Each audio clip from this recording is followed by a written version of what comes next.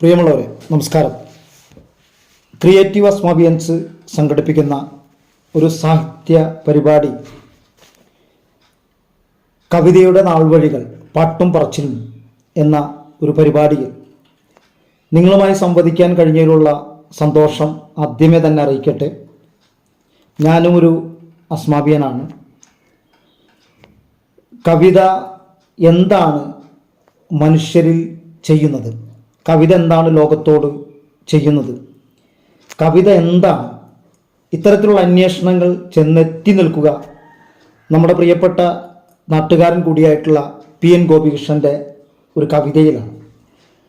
കവിതയെക്കുറിച്ചുള്ള ഒരു കവിതയിൽ അദ്ദേഹം പറയുന്നുണ്ട്, അയ്യോ എന്ന വാക്കുകൊണ്ട് അപ്പം ചുടാൻ കഴിയില്ല, പക്ഷേ അപ്പം കരിയുന്നു എന്ന് വിളിച്ചു പറയാൻ കഴിയും.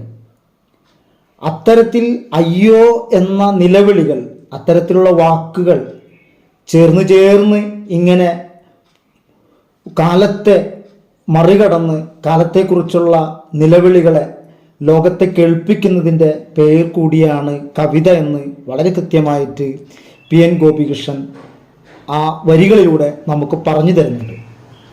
അങ്ങനെ നാടിന് തീ പിടിച്ചു എന്ന് വിളിച്ചു പറയുന്നതിൻ്റെ പേരാണ് കവിത.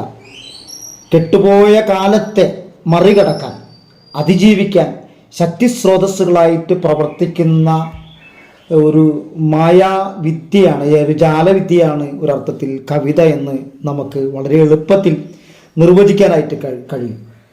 നമ്മുടെ മഹാനായ ലോക നാടകക്കാരൻ ബെർത്തോൾഡ് ബ്രെഖ്ത്, അദ്ദേഹത്തിൻ്റെ ചില വരികളുണ്ട്. കവിതയെക്കുറിച്ചുള്ള അദ്ദേഹത്തിൻ്റെ ഒരു വർത്തമാനമുണ്ട്. കെട്ടകാലത്ത് കവിതയുണ്ടോ? കെട്ടകാലത്തും കവിതയുണ്ട്. കെട്ടകാലത്തെക്കുറിച്ചുള്ള കവിത. ഓരോ കാലത്തും ആ കാലത്തെ മറികടക്കാൻ മനുഷ്യനെ ഏറ്റവും സ്നേഹത്തോടെ ചേർത്ത് പിടിക്കുന്ന, മനുഷ്യനെ മുന്നോട്ട് നയിക്കലിന് ഏറ്റവും സഹായകരമാകുന്ന രീതിയിൽ പ്രവർത്തിക്കുന്ന ഒരു ശക്തി സ്രോതസ്സാണ് കവിത എന്ന് നമുക്ക് വളരെ എളുപ്പത്തിൽ തന്നെ മനസ്സിലാക്കാൻ കഴിയുമെന്നതാണ് ഞാൻ പറഞ്ഞു വെക്കുന്നത്. എൻ്റെ അപ്പൻ പാടിയ പാട്ട് കേട്ടു പഠിച്ചവനാണ്, എൻ്റെ അമ്മ ആടിയ ആട്ടം കണ്ടും പാടിച്ചോനാണ്. എൻ്റെ അപ്പൻ ഒരു പാട്ടുകാരനല്ലെങ്കിലും എൻ്റെ അപ്പൻ പാടിയ പാട്ടിൻ്റെ വരി പിടിച്ചാണ് ഞാൻ പാട്ടിലേക്ക് എത്തുന്നത്. ആ വരികളിൽ കൂട്ടിച്ചേർത്താണ് ഞാൻ എൻ്റെ പാട്ട് ഉണ്ടാക്കുന്നത്, പാട്ട് തുന്നി ഉണ്ടാക്കുന്നത്, പാട്ട് കൂട്ടിക്കെട്ടി ഉണ്ടാക്കിയത്. എൻ്റെ അമ്മ ഒരു ആട്ടവും പഠിച്ചതല്ല, അല്ലെങ്കിൽ അമ്മ ഒരു ആട്ടക്കാരിയേ അല്ല. എങ്കിലും അമ്മയുടെ നടത്തത്തിൽ, അമ്മയുടെ അധ്വാനങ്ങളിൽ, അമ്മയുടെ ഇടപെടലുകളിലുള്ള ഒരു ആട്ടമുണ്ട്, ഒരു താളബോധമുണ്ട്. ആ താളബോധമാണ് എന്നിലെ ആട്ടക്കാരനെ ഉണ്ടാക്കിയെടുക്കുന്നത്. അങ്ങനെ ഓരോ കലയും അതിൻ്റെ പാരമ്പര്യം എന്ന് പറയുന്നത് നമ്മുടെ മുൻ തലമുറ ഉഴുതുമറിച്ചിട്ട ഒരു മണ്ണിൽ നിന്ന്, അല്ലെങ്കിൽ അവരുടെ സഹനങ്ങളിൽ നിന്ന് നമ്മൾ പടച്ചുണ്ടാക്കുന്നതാണ് എല്ലാ തരത്തിലുള്ള ആവിഷ്കാരവും. കവിതയ്ക്കും അത്തരത്തിലുള്ള ഒരു മനുഷ്യൻ്റെ ഒരു സഹനങ്ങളോട്, അവൻ്റെ പൊരുതലുകളോട്, അവൻ്റെ അതിജീവനത്തിനോട് ഒക്കെ ബന്ധപ്പെട്ട് കിടക്കുന്നതാണ് കവിതയും എന്ന് വളരെ എളുപ്പത്തിൽ നമുക്ക് മനസ്സിലാക്കാനും നിർവചിക്കാനും കഴിയുമെന്നതാണ്. ഈ കവിത ഇങ്ങനെ പോകുന്നത് ഇങ്ങനെ, കാടായ കാടുകളെല്ലാം വെട്ടിത്തെളിച്ചോനാണ്, കുന്നായ കുന്നുകളെല്ലാം കൊത്തിക്കിളച്ചോനാണ്, താനോ തനന്തിനന്താനു താനോ തനന്തിനന്താനു താനോ തനന്തിനന്താനു തന്തിനാരോ.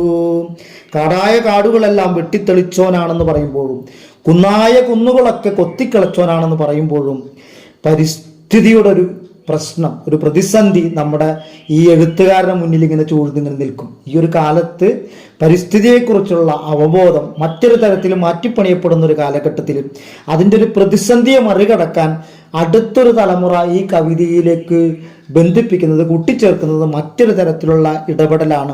അതാണ് കവിത എന്ന് പറയുന്നത്.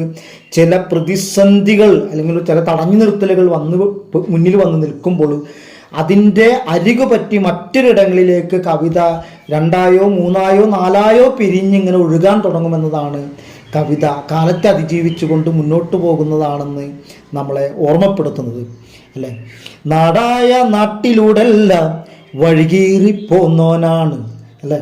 നമ്മൾ കാട് വെട്ടിത്തെളിച്ചതിന് ഇങ്ങനൊരു വഴി കൂടിയുണ്ട്. നാടായ നാട്ടിലൂടെ മനുഷ്യന് സഞ്ചരിക്കാനുള്ള വഴി കീറാനാണ് ഞാൻ കാട് വെട്ടിത്തെളിച്ചതെന്നും കുന്നുകളായ കുന്നുകളൊക്കെ കൊത്തിക്കിളച്ചത് കാണായ ലോകത്തിനല്ല അന്നം വിളമ്പ്യോനാണ്. കാണായ ലോകത്തിന് അന്നം വിളമ്പാനുള്ള അല്ലേ കൃഷിയിടങ്ങൾ തീർക്കാനാണ് കുന്നുകളും മലകളും അതുപോലെ തന്നെ കാടുകളും ഒക്കെ തന്നെ കൊത്തിക്കിളച്ചതെന്നും മനുഷ്യൻ്റെ അധ്വാനത്തിൻ്റെയും അതിജീവനത്തിൻ്റെയും പുതിയ വഴിത്തിരിവിലേക്ക് കവിതയെ തുറന്നു വിടുന്നുണ്ട് അല്ലെ.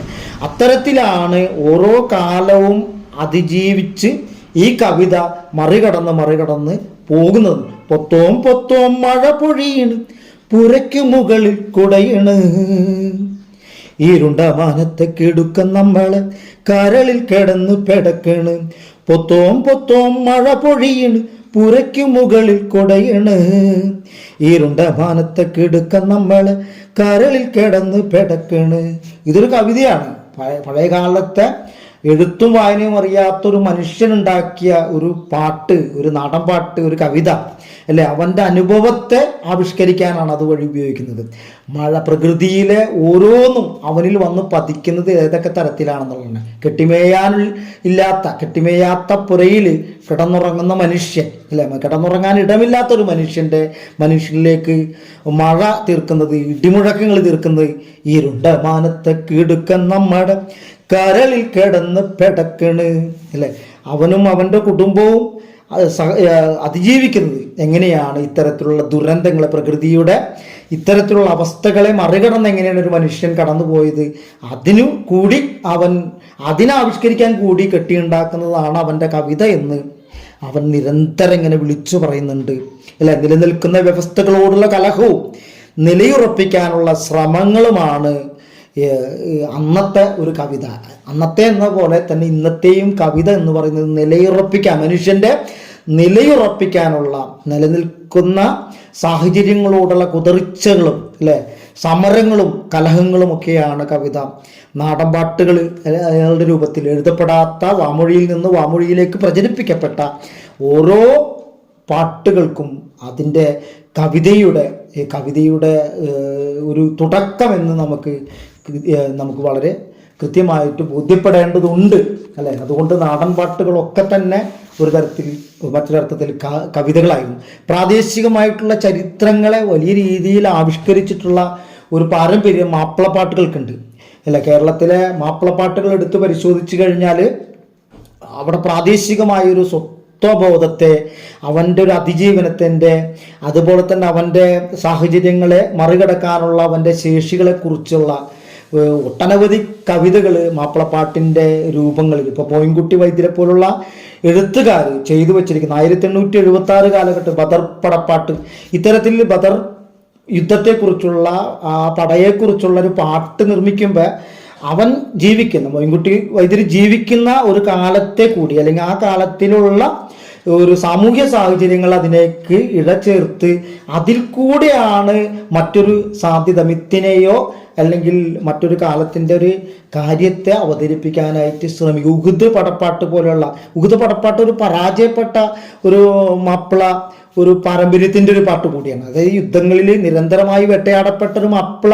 അറബ് ജീവിതങ്ങളെ പരാജയത്തിൻ്റെ പടുകുഴിയിൽ നിന്ന് അവനെ ഉയർത്തെഴുന്നേൽപ്പിക്കാനായിട്ടുള്ള പടപ്പാട്ടുകളുടെ രൂപത്തിലാണ് ഉഹുദ് പടപ്പാട്ട് ഉണ്ടാകുന്നത്. 1879 അത്തരത്തിലുള്ള പടപ്പാട്ടുകൾ ഉണ്ടായിട്ടുള്ളത്. മോയിൻകുട്ടി വൈദ്യരുടെ മലപ്പുറം പടപ്പാട്ട് 1883 ഒക്കെയാണ് ഒരു പാർണമ്പി എന്ന് പറയുന്ന ഒരു ഭൂപ്രഭുവിന്, ഒരു ഫ്യൂഡൽ മാടമ്പിക്കെതിരെ മാപ്പിള കർഷകർ നടത്തുന്ന ചെറുത്തുനിൽപ്പിയാണ് മലപ്പുറം പടപ്പാട്ടിലൂടെ ആവിഷ്കരിക്കുന്നത് എന്നുള്ളതാണ്. അങ്ങനെ അത്തരത്തിലുള്ള ഓരോ കാലങ്ങളിലും ജീവിച്ചിരുന്ന മനുഷ്യൻ്റെ സ്വത്വത്തെയും അവൻ്റെ അതിജീവന ശേഷികളെയും വലിയ രീതിയിൽ വിളിച്ചു പറയുന്ന രീതിയിലാണ് കവിതകളൊക്കെ പരുവപ്പെട്ടിട്ടുള്ളത്. അത്തരത്തിൽ മാപ്പിളപ്പാട്ടുകൾ, അതായത് ഉറുദു മലയാളം, തമിഴ് ഉറുദു, തമിഴ് മറ്റ് ഭാഷകൾ, അങ്ങനെയൊക്കെ പലതിലൂടെയും കൂട്ടിച്ചേർത്താണ് മോയിൻകുട്ടി വൈദ്യർ വ്യത്യസ്ത ഭാഷകളിൽ പ്രാവീണ്യം ഉണ്ടായതുകൊണ്ട് അത്തരത്തിൽ അതിൻ്റെ താളത്തിനും അനുയോജ്യമായ ഭാഷയിൽ നിന്ന് പല വാക്കുകളും കടമെടുത്ത്, പല ഭാഷയിൽ നിന്ന് പല വാക്കുകൾ കടമെടുത്ത് കൂട്ടിച്ചേർത്തുകൊണ്ടാണ് മോയിൻകുട്ടി വൈദ്യരുടെ പലതരത്തിലുള്ള മാപ്പിളപ്പാട്ടുകൾ. പ്രണയത്തെ വളരെ ഗംഭീരമായിട്ട് ആവിഷ്കരിക്കുന്നതിൽ മോയിൻകുട്ടി വൈദ്യർ വഹിച്ച പങ്ക്, പ്രണയത്തിൻ്റെ ഒരു പ്രത്യേക തരത്തിലുള്ള അവസ്ഥയെ നമുക്ക് വളരെ കൃത്യമായിട്ട് മോയിൻകുട്ടി വൈദ്യരുടെ വരികളിൽ നമുക്ക് കാണാനായിട്ട് കഴിയുന്നതാണ്. അണവാക്കി റൂഹുൽ അമീൻ തന്നുളിയായി അമ്പൻ പൂകൾ ജയ്യ ഹൈറുൽ ബറായ, ഇങ്ങനെ കിടങ്ങുന്ന പ്രണയാർദ്രമായിട്ടുള്ള ചില വരികളുണ്ട്. അതിൻ്റെ മുഴുവൻ അർത്ഥം ഇതിലേക്ക് നമുക്ക് എത്താൻ പറ്റില്ലെങ്കിലും അതിൻ്റെ ഒരു സംഗീത ഭംഗി കൊണ്ട് പ്രണയത്തെ അത്രമാത്രം ആർദ്രമായിട്ട് ആവിഷ്കരിക്കാൻ എന്ന വരികളായിട്ട് നമുക്ക് അത് അനുഭവപ്പെടുത്തുന്നുള്ള അത്തരത്തിലെ അനുഭവത്തെ സമ്മാനിക്കുന്നതിൽ മോയിൻകുട്ടി വൈദ്യരുടെ മാപ്പിളപ്പാട്ടുകളും അതിന് ചുവട് പിടിച്ച് നമ്മളെ പ്രദേശത്ത് നിന്നുണ്ടായിരുന്ന ഒരു കവിയുണ്ട്, അദ്ദേഹത്തിൻ്റെ മാണിക്യമലരായി എന്നുള്ള കവിത അല്ലെ, മാണിക്യമലരായ പൂവി മഹദിയാം ഖദീജ ബീവി മക്കയെന്ന പുണ്യനാട്ടിൽ വിലസിടും നാരീ.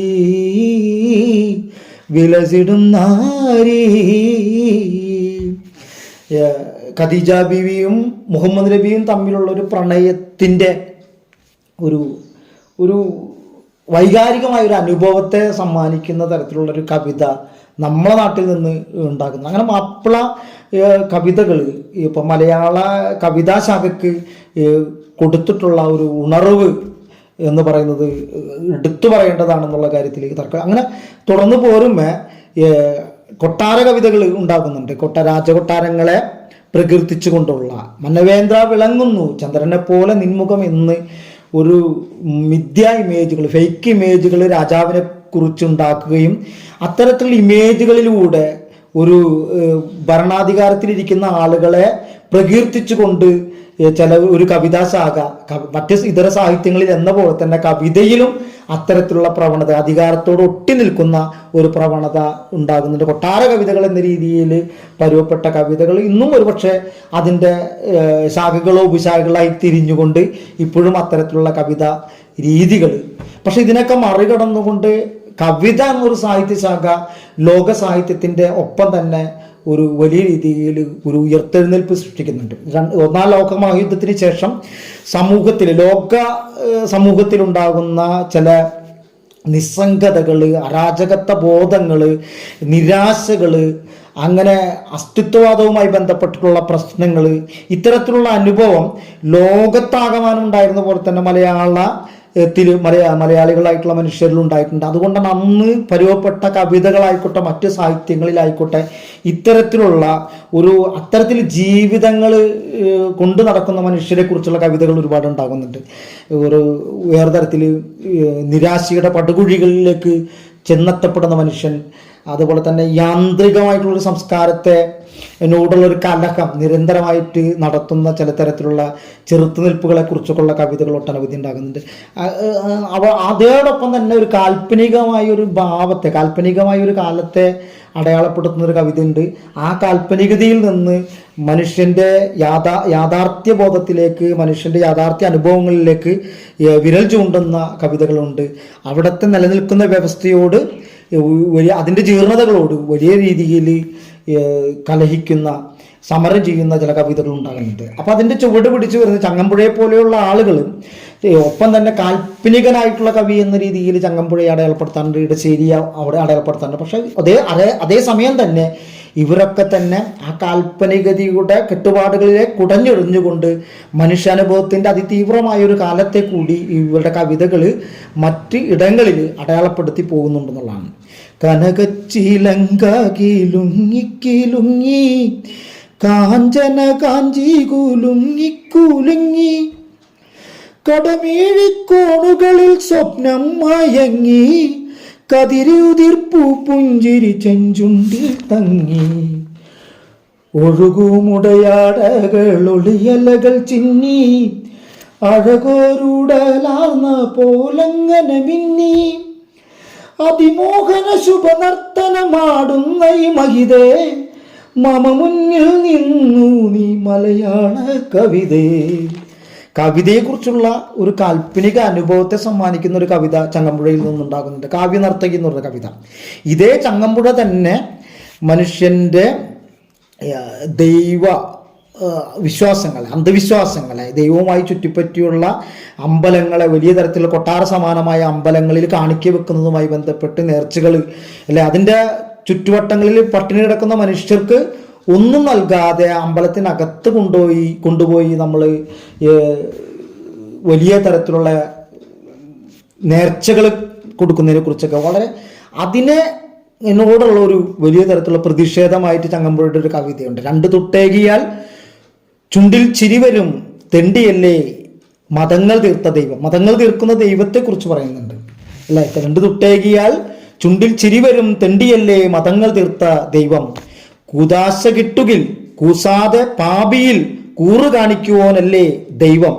കഷ്ടം മതങ്ങളെ നിങ്ങൾ തൻ ദൈവങ്ങൾ നട്ടല്ലൊടിഞ്ഞ നപുംസകളെന്ന് അല്ലേ. വളരെ ധിക്കാരപൂർവമായിട്ട് നിലനിൽക്കുന്ന ഒരു സാഹചര്യത്തിൽ ആ ഒരു കാലത്തെക്കുറിച്ച് പറയണം. വലിയ തരത്തിൽ ഭക്തി പ്രസ്ഥാനങ്ങളൊക്കെ നിലനിൽക്കുകയും അത്തരത്തിലുള്ള ആത്മീയ അന്തരീക്ഷത്തിൻ്റെ ഒരു അനുഭവ തലത്തിൽ നിൽക്കുന്ന ഒരു ലോകത്തോടാണ് ചങ്ങമ്പുഴയെ പോലുള്ളൊരു മനുഷ്യൻ, ഒരു കാൽപ്പനിക കവി എന്ന കെട്ടുപാടിൽ പൂട്ടപ്പെട്ട ഒരു മനുഷ്യൻ അതിനെ കുടഞ്ഞെറിഞ്ഞുകൊണ്ട് ഒരു സമൂഹത്തിനോട് അവൻ്റെ വിശ്വാസങ്ങളെ, അവൻ്റെ ജീർണ വിശ്വാസങ്ങളെ തകർത്തെറിയാനായിട്ട് ആഹ്വാനം ചെയ്യുന്നതുള്ളതാണ് അല്ലേ. പൗരത്വ ഭേദഗതി നിയമം പോലുള്ള ഭേദഗതി നിയമം വരുമ്പോൾ, അത്തരത്തിലുള്ള നിയമങ്ങൾ വരുമ്പോൾ മനുഷ്യനെ പുറത്താക്കലിന് വേണ്ടി വലിയ തരത്തിൽ രാജ്യത്തിൻ്റെ അതിർത്തികൾ മാറ്റി വരയ്ക്കപ്പെടുന്ന ഒരു കാലത്ത്, അതിർത്തികൾ വരയ്ക്കുന്നതോടുകൂടി ചില മനുഷ്യർ പുറത്തു പോകുന്ന ഒരു കാലത്ത് അല്ലെ, അത്തരം മനുഷ്യരെ കൂടി ചേർത്ത് വരയ്ക്കണമെന്ന് കുടിയിറക്കം എന്നൊരു കവിതയിൽ ഇടശ്ശേരി, ഇതുപോലെ തന്നെ ഒരു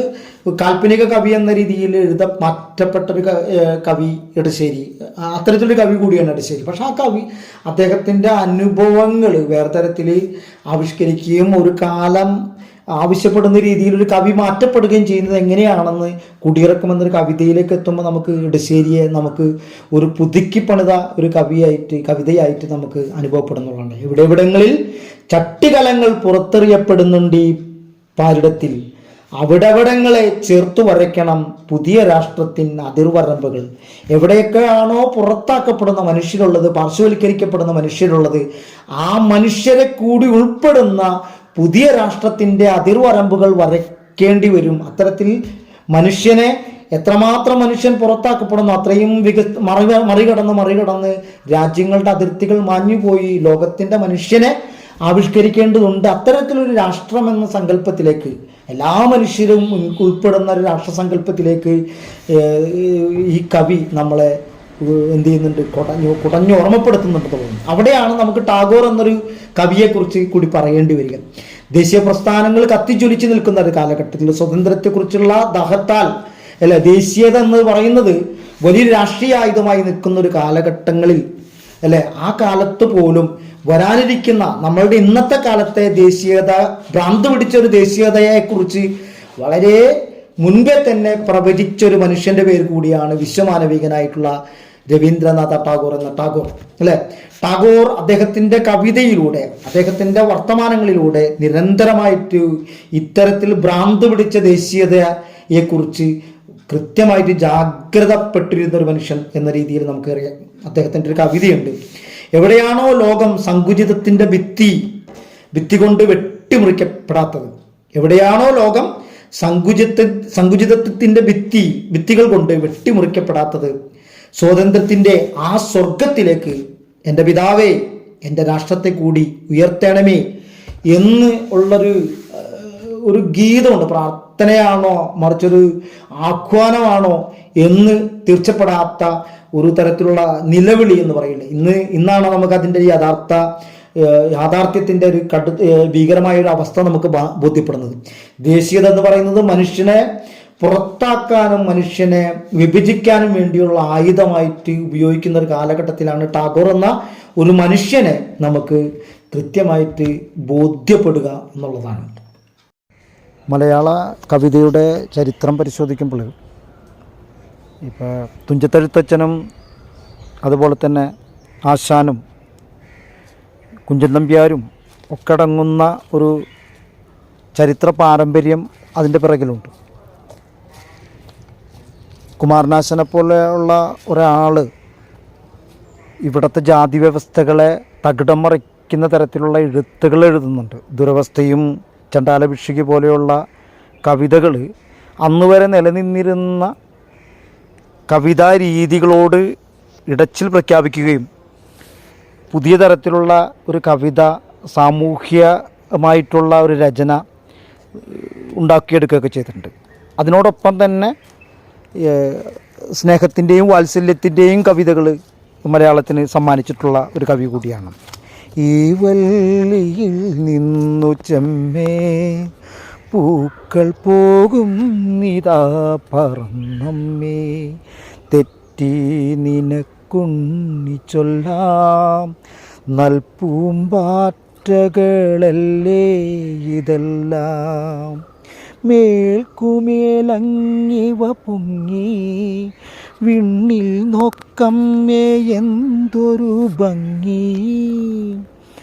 അങ്ങനെ ഇത്തരം കവിതകൾ ഒരു അമ്മയും മകളും തമ്മിലുള്ള ഒരു സംഭാഷണ ശകലങ്ങൾ ഒരു കവിതയുടെ സൗന്ദര്യ രീതിയാക്കി മാറ്റിയൊരു കവിത. അതുപോലെ തന്നെ വൈലോപ്പിള്ളിയെ പോലെയുള്ള ഒരു കവി ഇത്തരത്തിലുള്ള സ്നേഹത്തിൻ്റെയും വാത്സല്യത്തിൻ്റെയും ഇടങ്ങളെ കുറച്ചും കൂടി ഒരു വ്യത്യസ്തമായൊരു അനുഭവ തലത്തെ സന്നിവേശിപ്പിക്കുന്ന തരത്തിൽ മാമ്പഴം പോലെയുള്ള കവിത എത്ര ആരൊക്കെയാണ് അല്ലേ, ഏതൊക്കെ തലമുറയാണ് അത് പാടിയിട്ടുള്ളതെന്നുള്ളതാണ്. അത് എത്രയും വേദനയായിട്ട് നമ്മളെയൊക്കെ ഉള്ളിൽ ആ കവിതയുടെ പരിസരം, ആ കവിതാനുഭവം നമ്മളിലേക്ക് കൊണ്ടെത്തിക്കാനായിട്ട് കഴിഞ്ഞു എന്നുള്ളതാണ് ആ കവിതയുടെയൊക്കെ അതുപോലെ തന്നെ കുഞ്ചൻ നമ്പ്യാരെ പോലെയുള്ള ഒരു കവി പരിഹാസത്തിൻ്റെ ഭാഷയിൽ ഒരു കവിതയുടെ ഒരു ഓളം അല്ലേ, ആൾക്കൂട്ടത്തെ മൊത്തം കോരിത്തരിപ്പിക്കുന്ന രീതിയിലും ആൾക്കൂട്ടത്തെ നടുവിൽ നിന്നുകൊണ്ട് ഹാസ്യത്തിൻ്റെ ഒരു മേമ്പൊടിയോടുകൂടി സാമൂഹ്യ വിമർശനം നടത്തുന്ന തരത്തിലൊരു കവിതക്ക് രൂപം കൊടുക്കുന്ന, അങ്ങനെ പ്രാചീനവും നവീനവുമായിട്ടുള്ള എല്ലാ തരത്തിലുള്ള കവി കൂട്ടങ്ങളും ഈ എൻ്റെ വർത്തമാനത്തിന് എൻ്റെ പരിമിതികൾ കൊണ്ട് ചിലപ്പോൾ പേരെടുത്ത് പറയാതെ അവരുടെ കവിതയെ പരാമർശിക്കാതെ പോയിട്ടുണ്ടാവാം. എങ്കിൽ തന്നെ അവരൊക്കെ കൂടി ഓർത്തു വയ്ക്കുന്നു. കാരണം അവരൊക്കെ കൂടി കൂട്ടിച്ചേർത്തതാണ് ഈ കവിതയുടെ നാൾവഴികളെന്ന് ഞാൻ വീണ്ടും വീണ്ടും ഓർമ്മപ്പെടുകയാണ്. ഇതുപോലെ തന്നെ ഈ ആധുനികത, അതായത് കാൽപ്പനികതയിൽ നിന്ന് ആധുനികത മനുഷ്യൻ്റെ റിയലിസ്റ്റിക് ആയിട്ടുള്ള ഒരു അനുഭവത്തിലേക്ക് വരുമ്പോഴാണ് അയ്യപ്പ പണിക്കരും NN കക്കാടും നിരന്തരം മനുഷ്യൻ്റെ ഒരു യാന്ത്രിക ജീവിതങ്ങളോട്, ആധുനിക മനുഷ്യൻ്റെ ഒരു തരത്തിലുള്ള ചേർച്ചപ്പെടാൻ പറ്റാത്ത കാലത്തോട് സമരസപ്പെടാൻ പറ്റാതെ ഈ നിരന്തരമായിട്ടുള്ള കുടച്ചിലുകളായിട്ട് അയ്യപ്പ പണിക്കരുടെ കാടവിട മക്കളെ എന്ന് പറയുന്ന ഒരു കവിതയൊക്കെ ഉണ്ട് അല്ലേ. യാന്ത്രിക സംസ്കാരം വരുന്നത് കൂടി മനുഷ്യൻ്റെ ജൈവികമായിട്ടുള്ള ഒരു തരത്തിലുള്ള സുരക്ഷിതത്വം നഷ്ടപ്പെടുകയും ഇവിടുത്തെ മനുഷ്യർ നിർമ്മിക്കുന്ന പുതിയ രാഷ്ട്രത്തിൽ, പുതിയ ലോകക്രമത്തിൽ ഇടം കിട്ടാതെ പോകുന്ന പാവം ജീവജാലങ്ങളെക്കുറിച്ചുള്ള കരുതലും വേദനയും സങ്കടങ്ങളൊക്കെ അടങ്ങുന്ന കവിതയുണ്ട് അയ്യപ്പ പണിക്കരുടെ. അതുപോലെ തന്നെ NN കക്കാടിൻ്റെ അല്ലേ വൈയക്തികമായ അനുഭവത്തെ പോലും ഒരു പ്രാപഞ്ചികമായ ഒരു അവസ്ഥയിലേക്ക്, ദാർശനിക തലത്തിലേക്കൊക്കെ കൊണ്ടുപോയിട്ടുള്ള NN കക്കാടിൻ്റെ സഫലമീ യാത്ര പോലുള്ള കവിതകളുണ്ട്. നിങ്ങൾക്കറിയാം, ആർദ്രമീതനുമാസരാവുകളിലൊന്നിൽ ആതിരവരും പോകുമല്ലേ സഖീ എന്ന് പറയുന്നൊരു കവിത വളരെ വൈയക്തികമായ ഒരു അനുഭവമാണെങ്കിലും അതിലപ്പുറം ഒരു ദാർശനിക തലത്തെ അല്ലേ, ഓണം വരും വിഷും വരും, പക്ഷേ നാളെ എന്തെന്നും ഏതെന്നും ആർക്കറിയാമെന്നുള്ളൊരു ചോദ്യം നമ്മളോടിങ്ങനെ നിരന്തരം ചോദിക്കുന്നുണ്ട്. ഇല്ലേ, നമ്മുടെ കൺമുന്നിലുള്ളൊരു മനുഷ്യൻ നാളെ ചിലപ്പോൾ കാണാതാകുമ്പോൾ നമ്മൾ ആ മനുഷ്യൻ ഇന്നലെ വരെ നമുക്ക് എന്തായിരുന്നു, ആരായിരുന്നു എന്നതിലപ്പുറം നാളെ ആ മനുഷ്യനില്ല എന്നുള്ളൊരു നിരാശയുടെയും ശൂന്യതയുടെയും ബോധ്യത്തിലേക്ക് നമ്മൾ ഉണരുമ്പോൾ ഉണ്ടാകുന്ന ഒരു ഞെട്ടലുണ്ടല്ലോ, ഒരു പെടച്ചിലുണ്ടല്ലോ, ഒരു അനാഥത്വം ഉണ്ടല്ലോ. ഈ അനാഥത്വത്തെ വലിയ രീതിയിൽ ദാർശനികവൽക്കരിച്ചുകൊണ്ട് ഒരു കവിത സംവിധാനത്തെ ഇതുപോലെ സഫലമി യാത്ര അതുപോലെയുള്ള കവിതകൾ എൻ കക്കാട് പോലെയുള്ള ആളുകളിലൂടെ വരുന്നുണ്ട്. പോത്തെന്നൊരു കവിത അധികാര കേന്ദ്രങ്ങൾ ഇങ്ങനെ കിടുക്കിയ ഒരു കവിത കൂടിയാണ്. വേറെ തരത്തിൽ കവികളെ കൂടി പ്രശ്നവൽക്കരിക്കുന്നുണ്ട് ഈ കവിതയിൽ. അതായത് നേരത്തെ പറഞ്ഞ പോലെ അധികാരത്തോട് ഒട്ടി നിൽക്കുന്ന കവികളോട് ചോദിക്കുന്നുണ്ട്, നിങ്ങൾ കുത്തുവാനുള്ള കൊമ്പും അതുപോലെ തന്നെ കരുത്തുള്ള ഉടലും നിങ്ങൾക്കുണ്ട്, നിങ്ങൾക്ക് ശക്തിയുണ്ട്, പക്ഷെ എങ്കിലും നിങ്ങൾ അവർ തളച്ചിട്ട കുടുക്കുകളിൽ കുടുങ്ങി കുറ്റിയിൽ കെട്ടിയ പോലെ കിടക്കുകയാണ്, തളർന്നു കിടക്കുകയാണ്. നിങ്ങൾ പ്രതികരിക്കുന്നില്ല, കാലത്തോട് പ്രതികരിക്കുന്നില്ല, വ്യവസ്ഥയോട് കലഹിക്കുന്നില്ല. ഇത്തരത്തിലുള്ള പോത്തുകളെ കുറിച്ച് ഉള്ളൊരു കവിതയുണ്ട്. ഇത്തരത്തിൽ സാമൂഹ്യ ക്രമത്തിനോട് ക്രമപ്പെടാതെ, പുതിയ സാമൂഹിക ക്രമത്തിനോട് ക്രമപ്പെടാതെ നിരന്തരം കുതറിക്കൊണ്ടിരുന്ന ഒരു മനുഷ്യൻ്റെ വികുലതകളെ ആവിഷ്കരിച്ചിട്ടുള്ള കവിതകൾ ഒരുപാട് ഈ കക്കാടും അയ്യപ്പ പണിക്കരൊക്കെ ആ കാലഘട്ടം ഉണ്ടാകുന്നുണ്ട്. അതുപോലെ തന്നെ ഇതുപോലെ ആഗോള തലത്തിലുണ്ടാകുന്ന കവിതയ്ക്ക് ഉണ്ടാകുന്ന, അല്ലെങ്കിൽ ഇന്ത്യയിൽ തന്നെ വ്യത്യസ്തമായ രീതിയിൽ ഉണ്ടാകുന്ന കവിതാ ശാഖയിലൊക്കെ തന്നെ ഈ പറഞ്ഞ ജീർണതകളോട്, ഈ അധികാര വരക്കുന്ന അതിർത്തി സംവിധാനങ്ങളോട് ഈ കലഹിക്കുന്നുണ്ട്. ഇതെൻ്റെ രാജ്യമല്ല എന്ന് മിർസ ഗാലിബ് പറയുന്നത്. ഇതെൻ്റെ രാജ്യമല്ല, ഇനിയും പറക്കാത്ത എൻ്റെ രാഷ്ട്രത്തിൻ്റെ വാനമ്പാടിയാകുന്നു ഞാൻ എന്ന് പറയുന്നു. നമ്മുടെ രാഷ്ട്രസങ്കല്പങ്ങൾ എന്താണെന്നുള്ളൊരു ബോധ്യം ഉണ്ടാകണമെന്ന് പറഞ്ഞു വെക്കുന്നുണ്ട് മിർസ ഗാലിബിനെ പോലുള്ള കവികൾ. ഇതുപോലെ തന്നെ ഖലീൽ ജിബ്രാന്റെ പലതരത്തിലുള്ള കവിതകളും ഇത്തരത്തിലുള്ള പരിമിതികൾ, മനുഷ്യൻ എന്ന രീതിയിൽ അവൻ്റെ ചുറ്റുപാടുകളെ പരിമിതപ്പെടുത്തി അതിൻ്റെ സുഗലോലുപതകളിൽ മുഴുകിക്കൊണ്ടിരിക്കുന്ന ഒരു മനുഷ്യൻ അതിനപ്പുറം മറികടക്കേണ്ട ഒരു അനുഭവത്തെ കാട്ടിത്തരുന്നുണ്ട് ഖലീൽ ജിബ്രാൻ പല കവിതയിലും. ചേർത്ത് പിടിക്കലിൻ്റെ ഒരു സൗന്ദര്യത്തെ ഉൽപ്പാദിപ്പിക്കുന്ന കവിതകൾ ഒട്ടനവധി ഖലീൽ ജിബ്രാൻ ഉണ്ട്. സ്നേഹത്തിൻ്റെ പ്രവാചകൻ എന്ന്, പ്രണയത്തിൻ്റെ പ്രവാചകൻ എന്ന് നിരന്തരം പറഞ്ഞുകൊണ്ടിരിക്കുന്ന ഒരു കവി കൂടിയാണ് ഖലീൽ ജിബ്രാൻ. അദ്ദേഹത്തിൻ്റെ ഒരു പൂന്തോട്ടത്തിലെ ഏറ്റവും വിരൂപിയായിട്ടുള്ളൊരു പൂവ് നിലവിളിക്കുന്നുണ്ട്, കരയുന്നുണ്ട്. എന്നെ കാണാൻ ആരും വരുന്നില്ല, വസന്തം വരികയാണ്. വസന്തം വരുമ്പോൾ എല്ലാ പൂക്കളെയും തേടി ആളുകൾ വരും, സന്ദർശകർ നിറഞ്ഞു കവിയും, പക്ഷെ ഒരാൾ പോലും എന്നെ നോക്കാൻ സാധ്യതയില്ല എന്ന് തൻ്റെ ചുറ്റിപ്പറ്റി നിൽക്കുന്ന ഒരു ചിത്രശലഭത്തിനോട് പരിഭവിച്ച് പരാതി പറയുന്ന ഒരു വിരൂപിയായിട്ടുള്ള ഒരു പൂവ്. ചിത്രശലഭം ഇത് കേട്ടിട്ട് പറയുന്നുണ്ട്,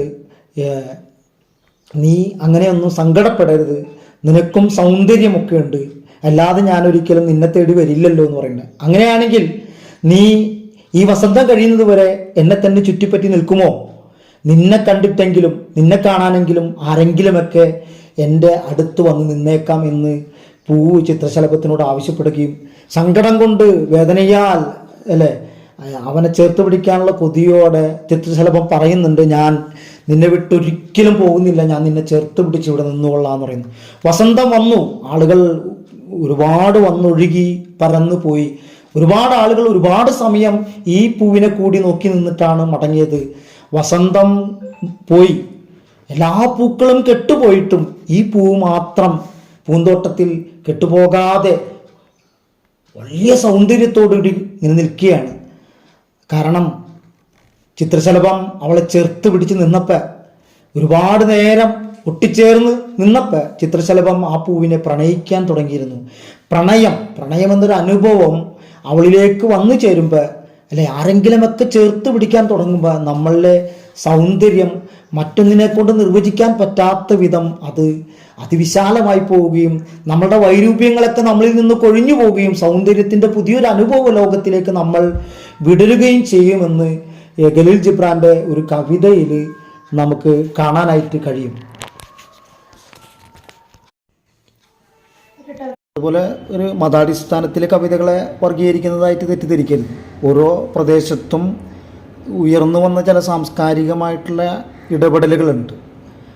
അതിൻ്റെ ഭാഗമായിട്ടാണ് ഞാൻ ഇപ്പോൾ മലയോര മേഖലകളിൽ ജീവിതങ്ങൾ മലയോട് മല്ലടിച്ച് അല്ലെങ്കിൽ അവിടെ ജീവിതത്തെ കെട്ടിപ്പടുക്കുക, കൃഷിയും ജീവിതവും മലപ്രദേശങ്ങളിൽ കെട്ടിപ്പടുക്കാൻ ഒരു വിഭാഗം, പ്രത്യേകിച്ച് പാല, കോട്ടയം ആ മേഖലകളിലൊക്കെ ക്രിസ്ത്യൻ വിഭാഗങ്ങളാണ് അവിടെ പണിയെടുത്ത് മണ്ണിനെ പരുവപ്പെടുത്തി മനുഷ്യനെ പാർക്കാവുന്ന ഇടങ്ങളാക്കി പരുവപ്പെടുത്തിയത്. അപ്പോൾ അവരുടെ ഒരു അധ്വാനത്തിൻ്റെ ഭാഗമായിട്ടുണ്ടായിരിക്കുന്ന ഒരു കാവ്യ സംസ്കാരമൊക്കെ ഉണ്ട്. അപ്പോൾ അതിനൊരു ആ പ്രദേശത്ത് താമസിക്കുന്ന ദളിത് ക്രൈസ്തവരുണ്ട്, മറ്റ് ഇതര ക്രൈസ്തവ വിഭാഗങ്ങളുണ്ട്. അപ്പോൾ അവരുടെയൊക്കെ കൾച്ചറിൻ്റെ ഭാഗമായിട്ട് പരുവപ്പെട്ടിട്ടുള്ളൊരു കാവ്യ സംസ്കാരത്തെ കൂടി പറയാതെ വയ്യ. അതിൻ്റെ ഒരു ചരിത്രം പരിശോധിക്കുമ്പോൾ പൊയ്കയിൽ അപ്പച്ചനൊക്കെ ഉണ്ടാക്കിയിരിക്കുന്ന ഒരു കാവ്യ സംസ്കാരമുണ്ട്. ഒരർത്ഥത്തിൽ മതത്തിനകത്ത് കയറി അതിൻ്റെ ബിംബങ്ങളെ ശിഥിലീകരിച്ച ചിതറിച്ച ഒരു കവി ആണ് പൊയ്കയിൽ അപ്പച്ചൻ.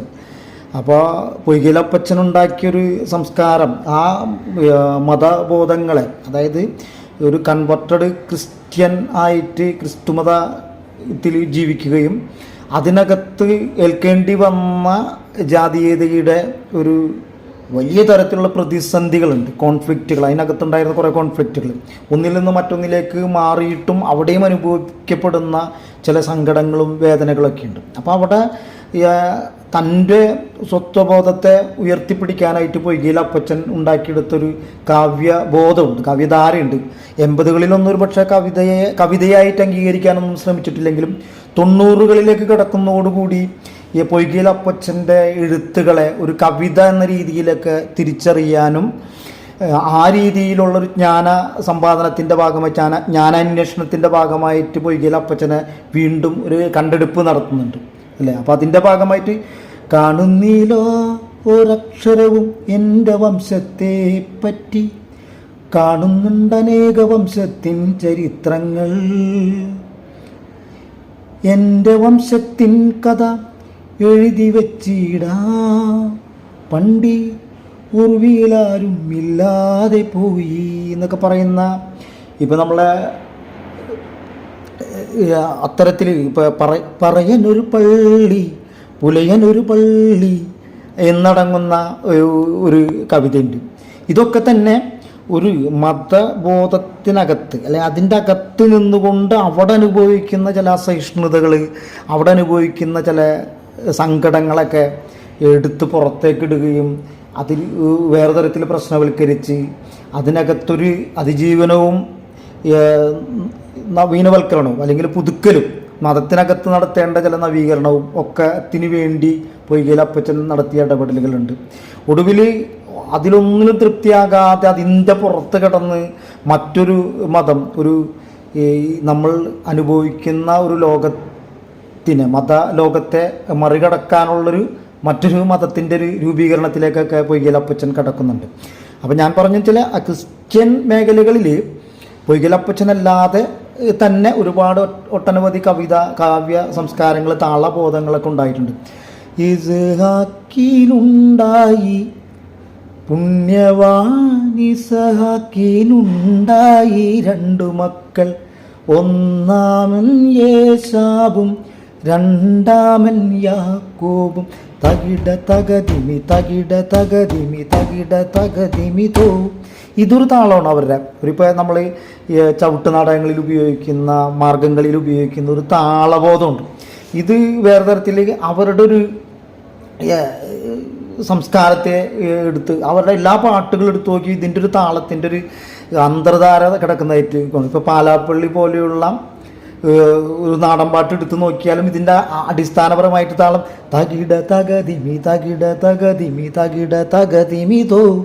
ഇത് തന്നെ നമ്മളുടെ ചവിട്ട് നാടകങ്ങളിലും കാണാൻ പറ്റും, മറ്റു തരത്തിൽ മാർഗംകളിയിൽ കാണാൻ പറ്റും. ഇങ്ങനൊരു താളബോധത്തിൻ്റെ രൂപമായിട്ട് മാറിയ, അതിൽ ആ താളത്തിൽ നിന്ന് എഴുതപ്പെട്ട ഒരുപാട് എഴുതിയതോ കവിതകളായിട്ട് രൂപപ്പെട്ടതോ ആയിട്ടുള്ള ഒട്ടനവധി കവിതകൾ നമുക്ക് കാണാതെ പറ്റില്ല. അപ്പം അത്തരത്തിൽ കേരളത്തിൻ്റെ അങ്ങിങ്ങായിട്ടുള്ള കെട്ടിപ്പടുക്കപ്പെട്ട ജീവിതങ്ങളൊക്കെ തന്നെ ഈ കേരളത്തിൻ്റെ കാവ്യ സംസ്കാരത്തിലേക്ക് പലതും കോൺട്രിബ്യൂട്ട് ചെയ്തിട്ടുണ്ട്.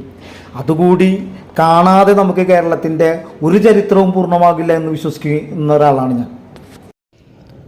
ആദിയില്ലല്ലോ ലന്തമില്ലല്ലോ ലക്കാലം പോയ യുഗത്തിൽ, എണ്ണമില്ലല്ലോ എഴുത്തുമില്ലല്ലോ ലക്കാലം പോയ യുഗത്തിൽ, പാതിമൊട്ട വിണ്ടുപൊട്ടി മേലുലോകം പൂക്കിയല്ലോ, പാതിമൊട്ട വിണ്ടുപൊട്ടി കീഴുലോകം പൂക്കിയല്ലോ, തന്താനേ താനാ തന തന്താനേ താനാ, തന്താനേ താനാ തന തന്താനേ താനാ.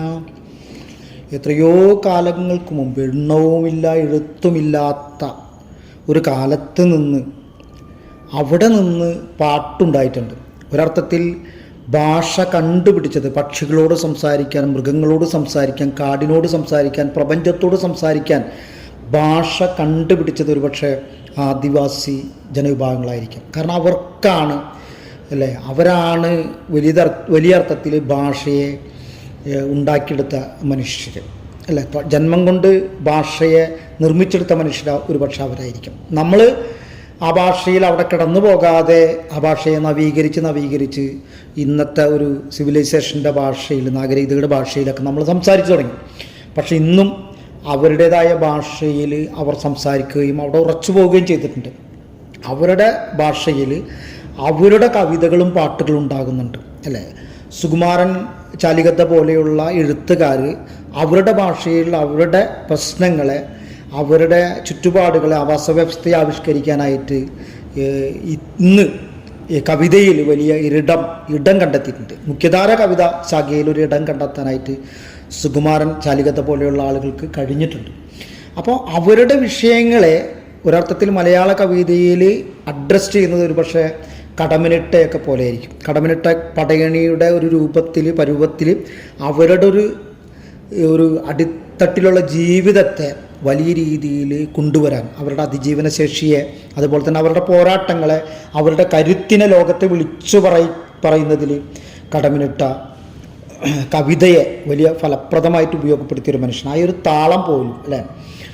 മലഞ്ചൂരൽ മടയിൽ നിന്നും കുറത്തിയെത്തുന്നു, വിളഞ്ഞ പൂര പനമ്പ് പോലെ കുറത്തിയെത്തുന്നു, കരിയിലാഞ്ചി കാട്ടിൽ നിന്നും കുറത്തിയെത്തുന്നു. അങ്ങനെ പോകുന്ന വരികൾ ഒടുവിൽ വലിയ ചോദ്യമായി സമൂഹത്തിൻ്റെ നമ്മളുടെ കാഴ്ചകളെ പൊള്ളിക്കുന്നുണ്ട്.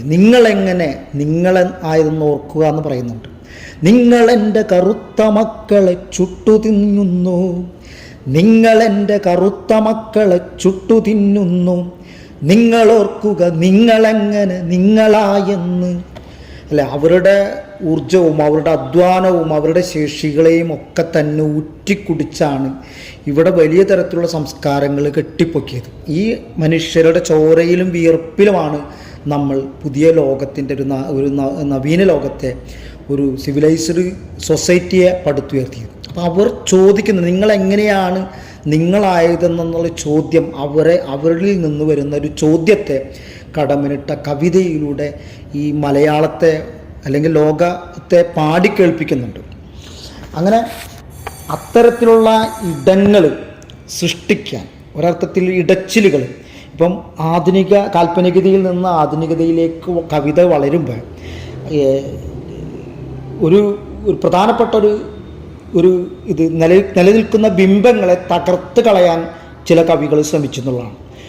ഇതിഹാസങ്ങളെ, പൗരാണികമായിട്ടുള്ള ഇതിഹാസങ്ങളിൽ കിടക്കുന്ന കഥാപാത്രങ്ങളെ, കഥാസാഹചര്യങ്ങളെ പുതിയ കാലത്തോട് ചേർത്ത് വെച്ച് അതിൻ്റെ ഉള്ളിലൊരു വൈരുദ്ധ്യത്തെ ഉണ്ടാക്കിയെടുക്കുകയും ആ ബിംബങ്ങളെ അപനിർമ്മിക്കുകയൊക്കെ ചെയ്യുന്നുണ്ട്. വയലാർ താടക എന്ന് പറഞ്ഞൊരു കവിത എഴുതുമ്പോൾ താടക എന്നൊരു ദളിത് സ്വത്വത്തെ ഉയർത്തിപ്പിടിക്കുകയും പൗരോഹിത്യത്തിൻ്റെയും അതേപോലെ തന്നെ ബ്രാഹ്മണിക്കൽ ബിംബങ്ങളൊക്കെ അതിനെ ഉള്ളിൽ ചെന്നുകൊണ്ട് ചിതറിക്കാനുള്ളൊരു ശ്രമം നടത്തുന്നുണ്ട്. അതൊക്കെ കവിതയിൽ കൊണ്ടുവന്ന പുതിയ വെളിച്ചങ്ങളായിട്ടാണ് നമ്മളതിനെ കാണേണ്ടത്.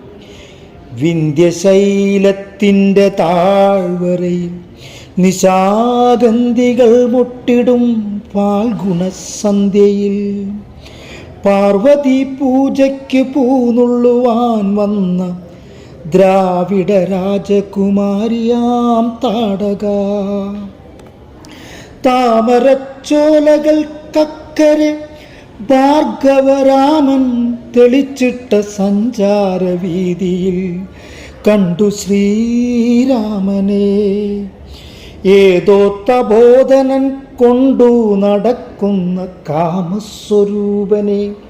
നമ്മളിന്ന് കാണുന്ന ശ്രീരാമനോ അല്ലെങ്കിൽ നമ്മളുടെ നിർമ്മിതിയിൽ കിടക്കുന്ന മുൻവിധികളിൽ കിടക്കുന്ന ശ്രീരാമനോ അല്ല. ഒരു കാമുകൻ്റെ ഒരു പരിവേഷത്തെ കാമുകനെ എങ്ങനെയാണ് അവതരിപ്പിക്കുന്നത് ആ രീതിയിലാണ് വയലാറ് ശ്രീരാമനെ കൊണ്ടുവരുന്നത്. താടകയുമായിട്ടുള്ള ആദ്യ കാഴ്ചയെ വിശദീകരിക്കുന്നതൊക്കെ ഈ കവിത മുന്നോട്ട് പോകുമ്പോൾ നമ്മൾ ചിന്തിക്കുന്നതിനപ്പുറം ആയിട്ടുള്ള ഒരു വലിയ തരത്തിലുള്ള ഒരു പ്രണയനിരാസത്തിൻ്റെയും ഒപ്പം തന്നെ ഒരു ദളിത് സ്വത്വത്തെ കടന്നാക്രമിക്കുന്നതിലേക്ക് കടക്കുന്ന ഒരു വലിയ തരത്തിലുള്ള ഒരു കോൺഫ്ലിക്റ്റ് ഈ കവിതയിൽ കൊണ്ടുവരുന്നുണ്ട്. അതിനെതിരെയുള്ള ഉയർത്തെഴുന്നേൽപ്പാണ് ഇതിൻ്റെ ഏറ്റവും വലിയ പ്രധാന ഘടകമായിട്ട് കാണുക. താടക എന്നൊരു സ്ത്രീ സ്വത്വം, അതുപോലെ തന്നെ ദളിത് സ്വത്വം എങ്ങനെയാണ് പൗരോഹിത്യത്തിൻ്റെ ചോദ്യം ചെയ്യപ്പെടാത്ത സിംഹാസനങ്ങളെ വിറപ്പിക്കുന്നതെന്ന് വളരെ കൃത്യമായിട്ട് വയലാർ താടകയിലൂടെ കാട്ടിത്തരുന്നുണ്ട്. ONV കവിതകളിൽ പെൺ ഇടങ്ങളെ വലിയ രീതിയിൽ ആവിഷ്കരിച്ച കവിതകൾ, ഗോതമ്പോണികൾ എന്ന് പറഞ്ഞ കവിത പെണ്ണ് എന്താണെന്ന്, അവളുടെ സഹനങ്ങൾ, അവളെന്താണ് ജീവിതത്തിൽ മറ്റുള്ളവരുടെ ജീവിതത്തിൽ എന്താണ് ചെയ്തുകൊണ്ടിരിക്കുന്നത്, ഒരു അടിസ്ഥാന ജനതയുടെ ഒരു കഴമ്പ്, ആ ഗൗരിയോ ലക്ഷ്മിയോ സീതയോ രാധയോ പേരെന്ത് തന്നെ, ഗൗരിയോ ലക്ഷ്മിയോ സീതയോ രാധയോ പേരെന്തു തന്നെ വിളിച്ചാലും നീയെന്നും നീയാണ്, ഗോതമ്പ് പാടത്ത് നീർപ്പെയ്തു പോരുന്ന മുകിലാണ്. ആരെയോ പ്രാഗി മടക്കുമോരമ്മയ്ക്ക് കൂരയിൽ നീയൊരു കൂട്ടാണ്, താഴെയൊരിത്തിരി പോന്ന കിടാങ്ങൾക്ക് താങ്ങാണ് താരാട്ടുപാട്ടാണ്. കയ്യിൽ വളയില്ല, കാലിൽ കൊലുസില്ല, മെയ്യിൻ അലങ്കാരമൊന്നുമില്ല, ഏറുന്ന യൗവനം മാടി മറയ്ക്കുവാൻ കീറിത്തുടങ്ങിയ ചേലയാണ്. ഇങ്ങനെ അടങ്ങുന്ന അല്ലേ അത്തരത്തിൽ വലിയ ചിത്രം, ബിംബകൽപ്പന എന്നൊക്കെ പറഞ്ഞാൽ ഇത്തരത്തിലുള്ളൊരു കാൽപ്പനികമായൊരു കഥാപാത്രത്തെ നിർമ്മിച്ചെടുക്കാൻ ഉള്ള കരുത്ത് ONV-യോളം അല്ല മറ്റൊരാൾക്കാണ് ഉള്ളത് എന്ന് നമുക്ക് തോന്നിപ്പോകുന്ന തരത്തിലുള്ള ഒരു ബിംബനിർമ്മിതിയാണ്. ഒരർത്ഥത്തിൽ അതൊരു പോരാട്ടത്തിന് വേണ്ടിയുള്ള മുന്നൊരുക്കവും ആ കഥാപാത്രത്തെ എങ്ങനെയാണ് നമ്മുടെ ഉള്ളിൽ രജിസ്റ്റർ ചെയ്യാൻ കഴിയുക, അത്രമാത്രം അതിൻ്റെ സാഹചര്യങ്ങൾ, ആവാസ വ്യവസ്ഥയെ കൂടി അവർ ജീവിക്കുന്ന ഒരു ചുറ്റുപാടിനെ കൂടി നിർമ്മിച്ചുകൊണ്ടാണ് ആ കഥാപാത്രത്തിനെ ഒരു ബിംബം, അതായത് ഒരു വിഗ്രഹം പോലെ നമ്മുടെ മുന്നിലേക്ക് കൊണ്ടുവരുന്നത്. ഇത്തരത്തിൽ ഒരു ക്ഷുഭിത യൗവനത്തിൻ്റെ ഒരു കവി എന്നൊക്കെ പറയുന്ന ചുള്ളിക്കാടിനെ നമുക്കറിയാം. ചുള്ളിക്കാടിൻ്റെ കവിതയിൽ കത്തുന്ന ചുംബനം കൊണ്ട് നീ പണ്ടൻ്റെ കൈക്കുന്ന പ്രാണനെ ചുട്ടുപൊള്ളിച്ചു, കണ്ണിൻ്റെ നക്ഷത്രജാലകത്തിൽ കൂടി ജന്മാന്തരങ്ങളെ കണ്ടു മൂർച്ഛിച്ചതും എന്നോ കറുത്ത തിരിശീല വീണതാം ഉന്മാദ നാടക രംഗ സ്മരണകൾ. ഇങ്ങനെയുള്ള പ്രണയത്തിൻ്റെയും പ്രണയനിഷേധത്തിൻ്റെയും വിരഹത്തിൻ്റെയും ഒരു കൽപ്പന, അല്ലെങ്കിൽ അത്തരത്തിലുള്ള ഒരു നിരാസത്തിൻ്റെ, നിഷേധത്തിൻ്റെ, പ്രണയനിഷേധത്തിൻ്റെ ഒക്കെ ഒരു കൽപ്പന നമ്മുടെ ഉള്ളിലേക്ക് നിറച്ചു വരുന്ന ചുള്ളിക്കാടിൻ്റെ ഒരു കവിതയാണത്. അങ്ങനെ ഒട്ടനവധി കവിതകളുടെ പലതരത്തിലുള്ള ഉന്മാദങ്ങളെ നമ്മൾ അനുഭവിപ്പിച്ച് പോന്നിട്ടുള്ള ഒട്ടനവധി കവികൾ മലയാളത്തിൽ ഉണ്ട്. അതിലൂടെ കടന്നു പോകുമ്പോൾ നമുക്ക് അയ്യപ്പനെ പറയാതിരിക്കാനായിട്ട് കഴിയില്ല. അയ്യപ്പൻ്റെ 1947 എന്നൊരു കവിത 1947 ഒരു അർദ്ധരാത്രിയിൽ കിട്ടിയതാണ് എനിക്ക് ഈ കള്ളനാണയം. ഇരുട്ടായിരുന്നതിനാൽ എനിക്ക് ഈ നാണയത്തിൻ്റെ തിളക്കവും ആകൃതിയും മാത്രമേ അറിയാൻ കഴിഞ്ഞുള്ളൂ. ചോറില്ലാത്തവർക്കൊരു പിടി ഉപ്പും കൂറില്ലാത്തവർക്ക് കിരീടങ്ങളും കൊടുത്ത ചരിത്രത്തിൻ്റെ വരദാനം. ഇതൊരു സ്വർണ്ണ നാണയമെന്ന് ഞാൻ കരുതി. ഒരു പുരവയ്ക്കാൻ കഴിയാത്തത് ഈ നാണയത്താലാണ്. പീടികയുടെ തിണ്ണയിൽ ഈ നാണയവും മുറുകെ പിടിച്ച് ഞാൻ ഉറങ്ങുന്നത്. റെയിൽവേ തെരുവുകളുടെ പാതകളിൽ മെർക്കുറി വെളിച്ചത്തിൽ ഞാൻ ഈ കള്ളൻ്റെ മുഖം കാണുന്നു. ഒരു മിന്നോ, പൊട്ടിയ സ്ലേറ്റോ, ഒരു കുറ്റി പെൻസിലോ ഈ നാണയം കൊണ്ട് കിട്ടില്ല. എന്താണ് ഈ കവിത ഉന്നയിക്കുന്നൊരു പ്രാഥമികമായ വിഷയം? നിലനിൽക്കുന്ന 1947 എന്നൊരു വർഷത്തിൻ്റെ പ്രത്യേകത നിങ്ങൾക്കറിയാം. അന്ന് എന്താണ് നമുക്ക് ലഭിച്ചതെന്ന് നമുക്കറിയാം. പക്ഷെ അത് ഏതൊക്കെ തലങ്ങളിൽ അടിത്തട്ടിലുള്ള മനുഷ്യരെ ഏതൊക്കെ തരത്തിലാണ് അത് പരിഗണിക്കപ്പെട്ടത്, അതിൻ്റെ അപ്പം വിതരണം ചെയ്യപ്പോൾ, അല്ലെങ്കിൽ അതിൻ്റെ ഒരു വിശാലമായ അർത്ഥത്തിൽ അത് മനുഷ്യരിലെ എല്ലാ തലങ്ങളെയും അത് സ്പർശിച്ചോ, അതിൻ്റെ അർത്ഥത്തിൽ അതിനെ ഉൾക്കൊള്ളാനായിട്ട് കഴിഞ്ഞിട്ടുണ്ടോ, അതിൻ്റെ വൈരുദ്ധ്യങ്ങളെക്കുറിച്ചുള്ളൊരു ചോദ്യം നമുക്കിങ്ങനെ എറിഞ്ഞിട്ട് തരികയാണ് എ അയ്യപ്പൻ എന്ന് പറയുന്നത്. നമുക്കറിയാലോ, ഈ ഒരു എ അയ്യപ്പൻ എന്ന് പറയുന്ന തെരുവിൻ്റെ കവി എന്നൊക്കെ പറയാവുന്ന, തെരുവിൽ കിടന്നു മരിച്ചൊരു മനുഷ്യൻ. അദ്ദേഹത്തിൻ്റെ ശരീരം പോലീസുകാരെടുത്തു കൊണ്ടുപോയി ആശുപത്രിയിൽ കൊണ്ടുവച്ച് എത്രയോ സമയം കഴിഞ്ഞിട്ടാണ് അത് കവിയായിട്ടുള്ള എ അയ്യപ്പനാണെന്ന് തിരിച്ചറിയുന്നത് പോലും. കൈമടക്കിൽ നിന്നൊരു കവിത കണ്ടെടുക്കുന്നുണ്ട്, കല്ലെന്നൊരു കവിത അല്ലേ. ആ കവിത എന്ന് പറയുന്ന ഒരു പ്രതിഷേധത്തിൻ്റെ ഒരു കല്ലാണ് ആ കവിത. ശരിക്കും ആ കവിത നമുക്കറിയാം. കാറ് അപകടത്തിൽ പരിക്കേറ്റവൻ്റെ രക്തത്തിൽ ചവിട്ടി നിൽക്കുമ്പോൾ വീണുപോയവൻ്റെ പോക്കറ്റിൽ നിന്ന് പറന്നുപോയ 5 രൂപ നോട്ടിലാണ് എൻ്റെ കണ്ണ് എന്ന് പറഞ്ഞ് ഒരു ആത്മനിന്ദയുടെയും ഒപ്പം തന്നെ ഒരു പാർശ്വവൽകൃതനായിട്ടുള്ളൊരു മനുഷ്യൻ്റെ ഗതികേടിനെ, അല്ലേ, രക്തത്തിൽ കുളിച്ച് കിടക്കുന്നൊരു മനുഷ്യൻ്റെ പോക്കറ്റിൽ നിന്ന് പറന്നു പോകുന്നൊരു 5 രൂപയിൽ നോട്ടമിടേണ്ടി വരുന്നൊരു ഗതികേട്. ആ 5 രൂപ കൊണ്ട് നമ്മുടെ വീട്ടിൽ, അവൻ്റെ വീട്ടിൽ ഒരു എന്നും കിടക്കുന്ന അത്താഴ പ്രശ്നിയെ പൂർണ്ണമായിട്ടല്ലെങ്കിലും ഭാഗികമായി ശമിപ്പിക്കാൻ കഴിയും എന്നുള്ളൊരു പ്രതീക്ഷയിൽ ആ 5 രൂപയെ ലക്ഷ്യം വെക്കുന്ന, ഒരർത്ഥത്തിൽ അത് അയ്യപ്പൻ തന്നെയാണെന്ന് നമുക്ക് തോന്നിപ്പിക്കും തരത്തിലാണ് ആ കവിത പരുവപ്പെട്ടിട്ടുള്ളത്. അതുപോലെ തന്നെ കുട്ടികളുടെ കവിതകൾ, കുട്ടികളുടെ ഒരു ലോകത്തെ നല്ല രീതിയിൽ മികച്ച രീതിയിൽ ആവിഷ്കരിക്കുന്നൊരു കവിയാണ് മോഹനകൃഷ്ണൻ കാലടി എന്ന് പറഞ്ഞാൽ. അദ്ദേഹത്തിൻ്റെ ഒരു കവിത പറയാതെ പോകുന്നത് ഒരു തെറ്റാണ്. പാലൈസ് എന്നൊരു കുട്ടി കവിതയാണ്. പാലൈസ്, അല്ലേ, പാലൈസ് നമുക്ക് നമ്മളുടെ എല്ലാവരുടെയും കുട്ടി അനുഭവങ്ങളിൽ ഒരു പാലൈസ്, ഇല്ല, ഇങ്ങനെ അതിൻ്റെ രുചി നമ്മുടെ ഉള്ളിലേക്ക് ഇങ്ങനെ വരുന്നുണ്ടാവും. സ്ലേറ്റേ പെൻസിലേ നാളെ നേരം വെളുക്കുമ്പോഴേക്കും ഈ കണക്കെല്ലാം ചെയ്തു വച്ചാൽ നിങ്ങൾക്ക് ഞാനൊരു പാലൈസ് വാങ്ങിത്തരാം. ഒന്നല്ല, 2 പേർക്കും ഓരോന്ന്. കണക്കെങ്ങാൻ തെറ്റിച്ചു ചതിച്ചാൽ സ്ലേറ്റേ നിന്നെ ഞാൻ എറിഞ്ഞു പൊട്ടിക്കും, പെൻസിലേ നിന്നെ ഞാൻ കുത്തി പൊട്ടിക്കും. എനിക്ക് കണക്കറിയാഞ്ഞിട്ടൊന്നുമല്ല, ഉറക്കം വന്നിട്ടുമല്ല. ഈ പ്ലേറ്റൊക്കെ കഴുകി വെച്ചില്ലെങ്കിൽ, ഈ പാത്രത്തിലൊക്കെ വെള്ളം നിറച്ചില്ലെങ്കിൽ അവരൊക്കെ കൂടി എന്നെ സമ്മന്തി അരക്കില്ലേ. സ്ലേറ്റേ പെൻസിലേ എന്ന പാലൈസ് എന്നൊരു കവിത. ഇദ്ദേഹത്തിൻ്റെ ഒട്ടുമിക്ക കവിതകളിലും ഈ തരത്തിലുള്ള നമ്മളുടെ ഒരു ബാല്യത്തെ, നമ്മുടെ സ്കൂൾ ജീവിതത്തെ, കോളേജ് ജീവിതത്തെയൊക്കെ വലിയ രീതിയിൽ അനുഭവിപ്പിക്കുന്ന ഒട്ടനവധി കവിതകളുണ്ട്. പിന്നെ വീരാൻകുട്ടിയുടെ ഒരു കവിത കൂടി പറഞ്ഞിട്ട് നമുക്കിത് അവസാനിപ്പിക്കാം. നിശബ്ദത എന്ന് പറഞ്ഞൊരു കവിതയിൽ ബലൂൺ ഉച്ചത്തിൽ പൊട്ടിയപ്പോഴാണ് എത്ര വലിയ നിശബ്ദതയാണ് അത് ഉള്ളിൽ അടക്കി വെച്ചിരുന്നത് എന്ന് ഓർത്തത്. അതിനെപ്പറ്റി അധികം ആലോചിക്കാനായില്ല. അപ്പോഴേക്കും ചിതറിത്തെറിച്ചിരുന്ന ബലൂൺ പിടിച്ചിരുന്ന കുട്ടിയുടെ ഉള്ളിലെ നിശബ്ദത. അവൾക്കും ഉണ്ടായിരുന്നു കൂട്ടുകാർ, പൂമ്പാറ്റയെ വലുതാക്കി കാണിക്കും കുഴൽ. ഇങ്ങനെ അടങ്ങുന്ന ഒരു ബലൂൺ എന്നൊരു കവിത വീരാൻകുട്ടിയുടെ ഒരു കവിത. വീരാൻകുട്ടി ഒരർത്ഥത്തിൽ നമ്മളെ ഒരു കാലത്തിനോട് വലിയ രീതിയിൽ പ്രതിബദ്ധതയുള്ള മനുഷ്യൻ, വിവാദങ്ങളിലേക്ക് ചെന്നപ്പെടുകയൊക്കെ ചെയ്ത അദ്ദേഹത്തിൻ്റെ പുസ്തകം കത്തിക്കുകയൊക്കെ ഉണ്ടായി.